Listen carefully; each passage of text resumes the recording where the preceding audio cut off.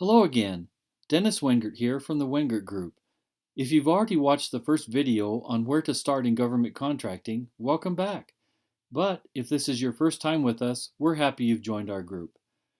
In the last video, I explained about how important it is to prepare to get into government contracting, and that's because it's not a journey for everyone. It does take work, persistence, patience, and a determination to succeed. But if you want to get started, we're here to make that journey more straightforward and hopefully easier. Perhaps the best way to describe why preparation is the key to getting a government contract is to tell you a story about a trip I recently took with some members of my family. One of my sons and his family were moving to Florida from the western U.S., and they had to drive across country with their U-Haul stuffed to the gills and their SUV following behind. This was going to be a long 3-day drive, and they had a 3-year-old, in addition to 3 other older girls. Knowing how hard it is to travel with very young children in a car for 12 plus hours a day, my wife and I volunteered to keep the 3-year-old with us and then fly with her out to meet my son at their new place in Florida after they arrived. So far, so good.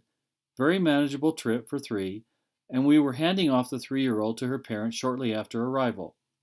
Then, one of my adult daughters said she wanted to go with us on the plane to Florida to see her sister and one other brother and their families who already lived there. The only issue was she would have to take her 3-month-old daughter with her on the trip, which was going to last 9 days. So now, instead of 2 adults and 1 3-year-old, we became a party of 3 adults, a 3-year-old, a 3-month-old, 2 car seats, a full-size stroller, and a gaggle of luggage for 9 days. Now throw in a 5:30 a.m. flight to Florida, and the logistics were, shall I say, challenging. What was supposed to be a straightforward trip with 1 child, a car seat, and a couple of suitcases was now a full-blown excursion that required a much different and more complicated game plan. We needed a much larger rental car. We needed help at airports to even get around. Every move we made took longer, so the timing of everything needed to be extended.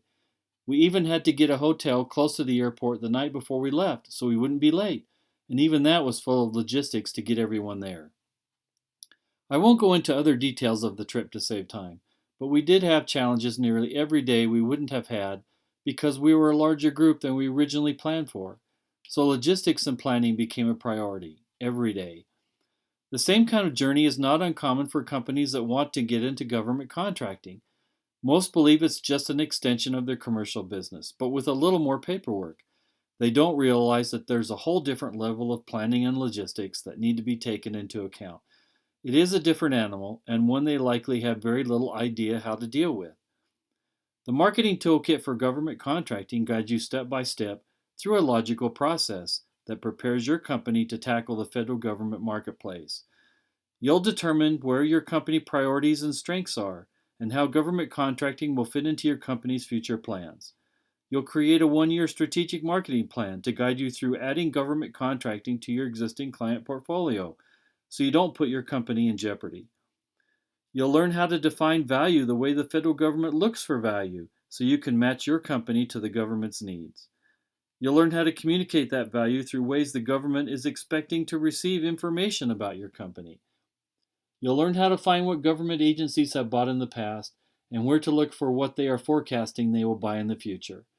You'll learn how to target and profile federal agencies that will be the best fit for your company profile. And finally, you'll learn how to communicate with government buyers so you will be remembered. In short, I will take you through a government marketing process that enables you to know what to do, how to do it, and where to look for contract opportunities and how to put your company's best foot forward. I don't want your journey into government contracting to be like the journey I took to Florida with so many unpleasant twists and turns. That's why the Marketing Toolkit for Government Contracting explains everything step by step and has forms ready for you to fill out.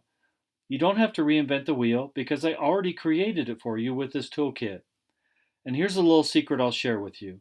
The Marketing Toolkit for Government Contracting works great for state and local governments too. They all buy goods and services in the tens of millions of dollars every year. So why restrict yourself to only federal contracts? Here's a link to the Marketing Toolkit for Government Contracting on the Wingert Group website. And here's a great heads up. We're giving away 2 free bonus products to the first 250 clients who order the Marketing Toolkit for Government Contracting. The details are all on the website. We're here to make your journey into government contracting a whole lot easier. So, what are you waiting for? Find out the details on the Wingert Group website today. Oh, and one last thing. Tune into our series on tips for government contracting. There's a new video every week.